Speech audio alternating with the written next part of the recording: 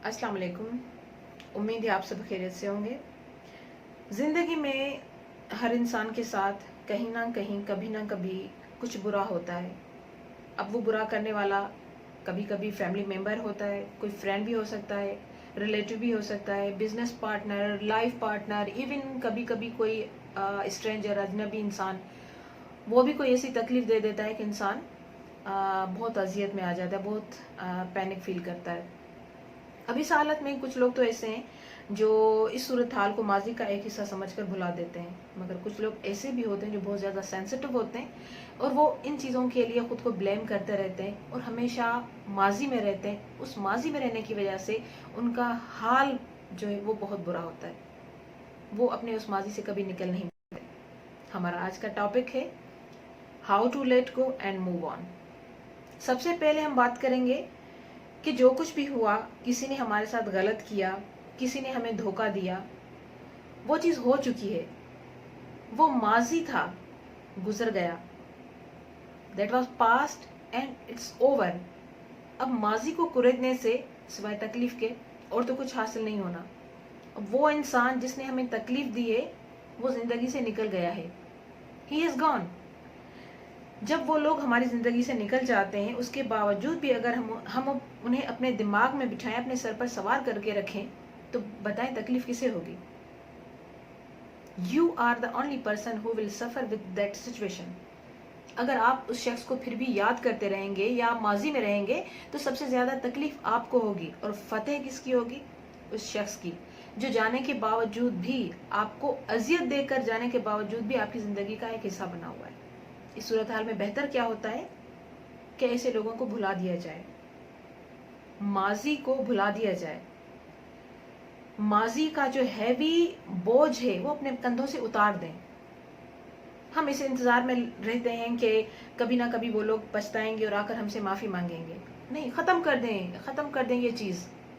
आप ये इंतजार करें ना कि वो लोग आए, माफी मांगे और हम उन्हें माफ करें और तब तक हम अपने अंदर में जलते रहें, कुड़ते रहें। नहीं, माफ कर दें उन लोगों को, इसलिए कि आप मेंटली पीस चाहते हैं। आपका हक है कि आप अपनी जिंदगी जिए, और जब तक आप माजी के इस कैद खाने में खुद को बंद किए बैठे रहेंगे, आप कभी भी सुकून से नहीं रह सकते। इसलिए बेहतर ही होता है कि ऐसे लोगों को माफ कर दें। Letting go doesn't mean that you are weak. Instead, it shows that you are strong enough, that you are enjoying your life. आप किसी ऐसे शख्स को किस तरह अलाउ कर सकते हैं कि वो आपके दिमाग में रहे जिस शख्स ने आपको इतनी अजियत दी है? हम ऐसे शख्स को तो कभी भी अपने दिमाग में नहीं रहने देंगे जिसकी वजह से हम इतना परेशान रहें, और बजाय इसके कि हम खुद को ब्लेम करें कि नहीं, अगर हम इस तरह नहीं करते तो इस तरह नहीं होता, मैं फलां गलती ना करता तो आज मैं बहुत खुश होता। खुद को ब्लेम करना छोड़ दें। हम इंसान हैं, हम फरिश्ते नहीं हैं, हमसे गलतियां होंगी। गलती करने का मतलब ये नहीं कि आप उस पछतावे की आग में फिर पूरी जिंदगी जलते रहें। अगर गलती हो गई है तो उस गलती से सबक सीखें, टेक इट पॉजिटिव। आप ये गौर करें कि किस वजह से आपसे वो गलती हुई थी या किस वजह से आप उस सिचुएशन में फंसे हैं। आप उस वजह को देखें, उससे लर्न करें। वो इंग्लिश में कहते हैं ना, देयर इज नो फेल्यूर, इधर यू विल विन, इधर यू विल लर्न। तो आप हमेशा हर सिचुएशन से कुछ ना कुछ सीखते हैं। ये जो कामयाब लोग हैं, कामयाब लोगों के पीछे भी इस तरह की स्टोरीज हैं। अगर वो इस तरह की किसी सिचुएशन से दो चार हो जाएं तो वो लोग वहां रुकते नहीं है, वो वहां रोना नहीं शुरू कर देते, वो मूव ऑन हो जाते हैं। वो उस चीज में से पॉजिटिविटी देखते हैं कि हमें इस चीज से क्या हमें जो ना हमने लेसन लर्न किया है, वो बहुत जल्दी मूव कर लेते हैं, वहीं ठहरे नहीं रहते।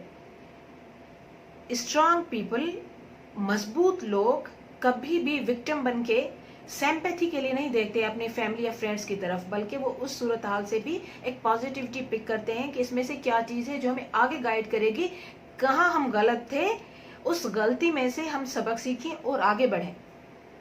तो हमने क्या करना है कि अगर इस तरह की कोई सिचुएशन हो रही है तो माजी को भुला दें, let it go, the past is over, छोड़ दें उसे, भुला दें।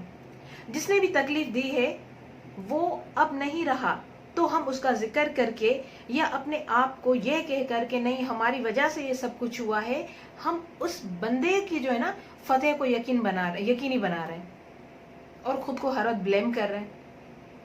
तो खुद को मेंटल पीस में रखने के लिए सबसे पहले अपने कंधों से ये माजी का बोझ उतारें। अगर आपको रोशनी देखनी है तो माजी के अंधेरे से निकलें। इस तरह के लोग जिंदगी में आते हैं, ये जिंदगी इसी तरह चलती रहेगी। मैं तो कहती हूँ कि हमें ऐसे लोगों को भी पॉजिटिव लेना चाहिए कि जो लोग हमारे साथ कुछ इस तरह का कोई बुरा अमल करते हैं और उसके बाद हम और ज्यादा मजबूत होते हैं। कहते हैं ना कि जब जिंदगी में मुश्किलात आती हैं तो इंसान और ज्यादा मजबूत होता है। Difficulties always make you very strong. So say thanks to those people कि जिन्होंने आपको इतना स्ट्रांग बनाया है। And create your best version. The best revenge is no revenge. Always move on.